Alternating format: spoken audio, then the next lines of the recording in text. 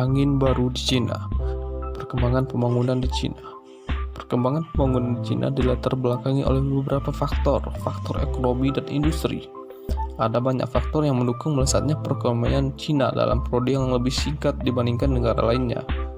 Sejarah panjang Cina dalam bisnis global, sistem pemerintahan yang sentralistik dengan determinasi kuat, serta suatu politik dalam negeri yang relatif stabil menjadi bagian dari faktor penentu. Cina membidik industri manufaktur yang bersifat padat karya. Selain itu, mereka menyadari keunggulan lain, yakni pasar domestik yang begitu besar. Dalam sejarah Cina modern, praktis hanya terjadi dua intervensi besar atas program 5 tahun yang telah dimulai sejak 1953. Intervensi pertama terjadi pada periode Mao melalui program Great Leap Forward atau lompatan besar. Yang kedua dilakukan oleh Deng Xiaoping 1978 yang melakukan reformasi kebijakan ekonomi dengan mengadopsi sistem ekonomi liberal. Melihat sejak reformasi ekonomi pada tahun 1978, Cina banyak mengalami kemajuan dalam sektor ekonomi. Selain satu bentuk kebijakan ekonomi, Cina adalah mereka memiliki Five-Year Plan, yaitu merupakan sebuah panduan dan tujuan ekonomi Cina yang akan diraih dalam jangka waktu 5 tahun. Di dalam Five-Year Plan tersebut terdapat beberapa sektor dilakukan modernisasi seperti yang pertama, kebijakan agrikultur. Reformasi pertanian sendiri mempresentasikan sebuah perubahan besar dan awal yang lebih baik dibandingkan dengan kondisi sebelumnya. Di saat kematian Mao Zedong, daerah-daerah pedesaan di Cina diatur dalam sebuah komune. Kedudukan dari komune ini sendiri adalah sebuah organisasi ekonomi tertinggi di daerah pedesaan dan berada di level dasar pemerintahan setempat. Bawah komune terdapat brigade produksi atau produksi brigade dan teams. Bagi para petani, teams merupakan struktur yang paling penting karena mereka lah yang menentukan keputusan final terkait dengan produksi barang dan distribusi pendapat sesuai dengan akumulasi poin kerja. Yang kedua, kebijakan industri. Cina mengambil langkah bertahap yang dinilai cukup besar dan sangat berpengaruh terhadap perkembangan ekonomi Cina. Reformasi industri juga menjadi tantangan besar bagi pemerintahan pusat, mengingat bahwa dengan dilakukannya reformasi itu berarti melakukan perubahan sistem yang mendasar yang telah ditetapkan oleh elit politik PKC dengan kepentingan yang di bawah. Sejak pertengahan tahun 90-an, dua reformasi diperkenalkan untuk mencoba mereformasi sektor industri. Yang pertama yaitu pembentukan sistem tanggung jawab manajerial perusahaan yang diatur oleh pemerintah.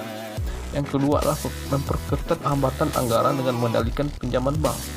Kebijakan sektor industri antara lain satu, sistem pajak pada tahun 1984. Yang kedua, sistem bendera pabrik pada tahun 1986. Yang ketiga, peraturan ketenagakerjaan 1986. Dan terakhir, industri ringan dan industri berat. Yang terakhir ada reformasi sektor finansial. Reformasi keuangan pada tahun 1980-an tidak begitu dianggap sebagai bagian dari reformasi ekonomi. Dan jika dianggap hanya ditafsirkan dalam artian sempit, yaitu reformasi perbankan. Keberhasilan reformasi ekonomi secara umum dan reformasi BUMN secara khusus dapat ditunjang dari rekonstrukturisasi sektor perbankan dan keuangan. Bank pada sistem finansial yang lemah pada dasar digunakan untuk memenuhi tujuan pembangunan negara, namun pada tahun 90-an dilakukan perubahan sektor ini. Politik luar negeri Cina. Cina memiliki sejarah politik luar negeri yang panjang dari zaman dinasti kuno dengan kekaisaran sampai revolusi di Cina hingga sekarang. Ada beberapa tujuan dari politik luar negeri Cina. Yang pertama, memelihara kemerdekaan kedaulatan di Cina. Kedua, menciptakan suatu iklim internasional yang kondusif. Yang ketiga, keterbukaan serta memodernisasi Cina. Yang keempat, pemeliharaan perdamaian dunia. Krisis Kepulauan Spratly. Kepulauan Spratly memiliki letak yang strategis baik dari segi militer dan pertahanan maupun sebagai jalur perdagangan internasional. Selain itu, Kepulauan Spratly disinyalir memiliki kekayaan sumber daya minyak dan gas alam yang melimpah. Fakta inilah banyak negara lainnya mengklaim wilayah tersebut sebagai wilayah kedaulatan. Klaim yang pertama dilakukan oleh Cina. Pada Desember 1947, pemerintahan Republik Rakyat Cina menerbitkan peta yang mengklaim seluruh wilayah di Laut Cina Selatan dan kepulauan-kepulauan utama di Laut Cina Selatan. Pada tahun 1949, setelah kemenangan Partai Komunis di Cina, garis tersebut diubah menjadi garis 19.